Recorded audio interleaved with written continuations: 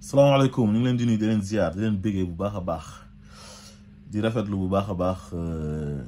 engouement bi nga xam ne moom moo am ci campagne bi ak coalition Diomaye président 2024 Sonko mooy Diomaye Diomaye mooy Sonko ñu gis détermination bi ak effervescence bi nga xamante ni moom moo am ci côté yëpp ci tranche d'âge yëpp moo xam jeunesse bi moo xam suñu papa yi suñu yaay yi suñu nijaay yi ñëpp gis nañ seen bopp jamono ji ci Ousmane Sonko ak projet Pastef bu rëy bi nga xam ne dañ ko indi uniquement pour le changement, pour un véritable changement quoi, rupture.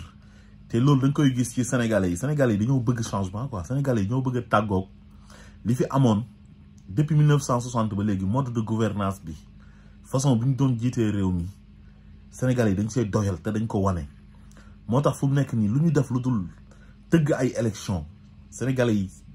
tànnal seen bopp te am nañ yaakaar ne ki ñuy tànn mooy le président Diomaye Faye. lu ñu defut lu dul loolu rek Sénégal dootul amati jàmm quoi, parce que décrispation bi ñuy def lépp di génnee ay nit kaso loolu yëpp baax na waaye sénégalais yi tey li gën a am solo lu gën a mën a décrisper mbir yi gën a mën a indi jàmm Sénégal mooy élection présidentielle. ñu génnee kaso ñëpp xam nañ ne defuñ dara, dañ leen a tuumaal mbiru politique la woon. Macky Sall ñu ko wër di ko gëmloo yoo xamante ni dara du ci dëgg, des balivernes xam nga, mu dem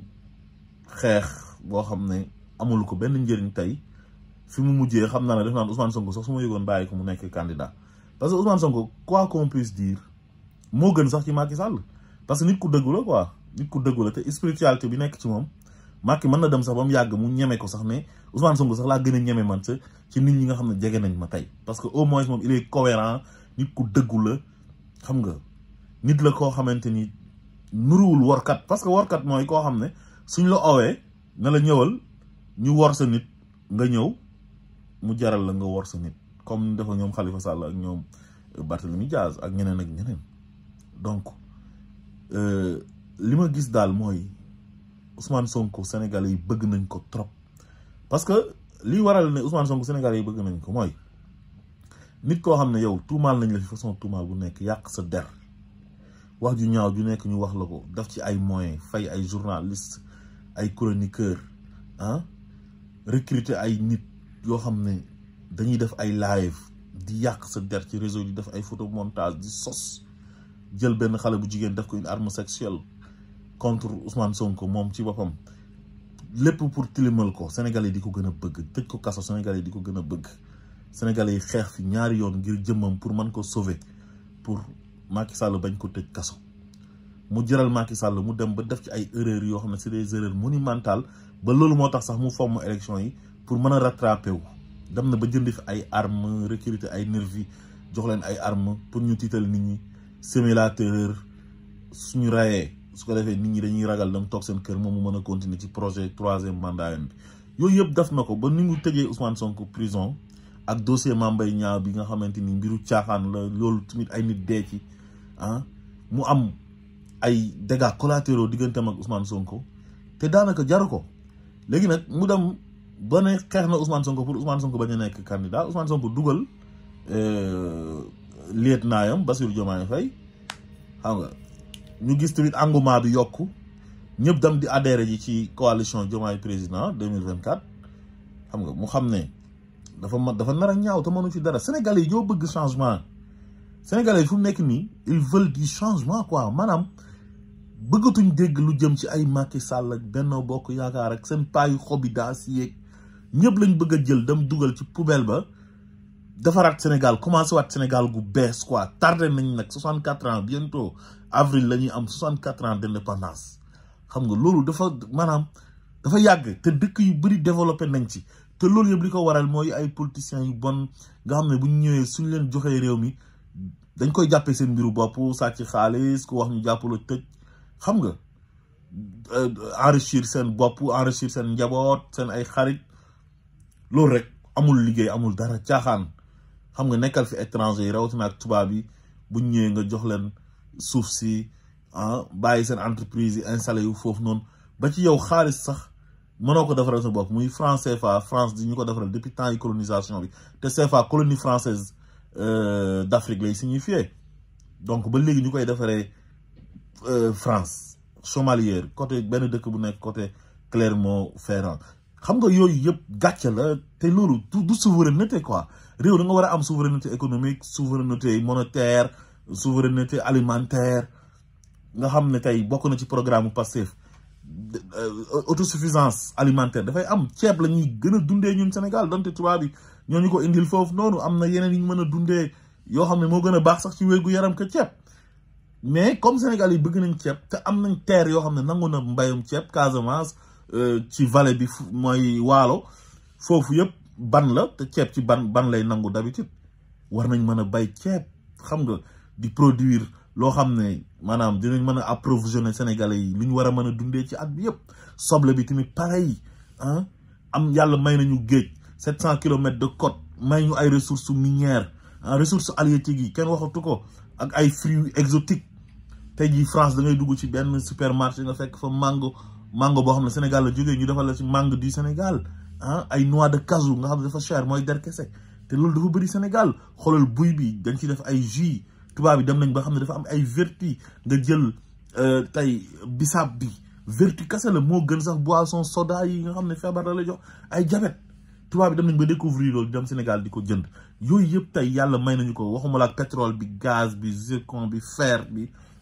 or phosphate am jant rek tey soo ko amee yow jarul ngay soxla sax beneen courant bu dul énergie solaire Sénégal dafa tàng ñun Sénégal dëkk la boo xam ne yàlla daf ñoo may lépp mais problème bu ñu am depuis 60 ba léegi mooy ay njiit yu baax ay manager ñoo xam ne war nañoo mën a teg Sénégal ci raal yi am volonté liggéey gëmloo nit ñi ne leen liggéey mooy may xaalis waaye toog muy dox di fen muy dox affaire larbinisme di toppaatee nekk suq yooyu dafa war a jeex ba pare alal ji ñu delloowaat ko Sénégalais yi kenn ku nekk li nga war a jot nga jot ci même boo liggéeyul nga nekk nit koo xamante ni handicapé nga wala nga dem ba feebar boo xam ne mënatoo liggéey war nañ la mën a fay boo liggéeyee di cotiser war nañ la man di fay chômage boo demee ba sa contrat jeex pôle emploi di la utal liggéey di la proposer bancariser Sénégal ku nekk am compte bancaire ñuy fay par chèque di def ay virement sécuriser lépp dëkk bi am sécurité am jàmm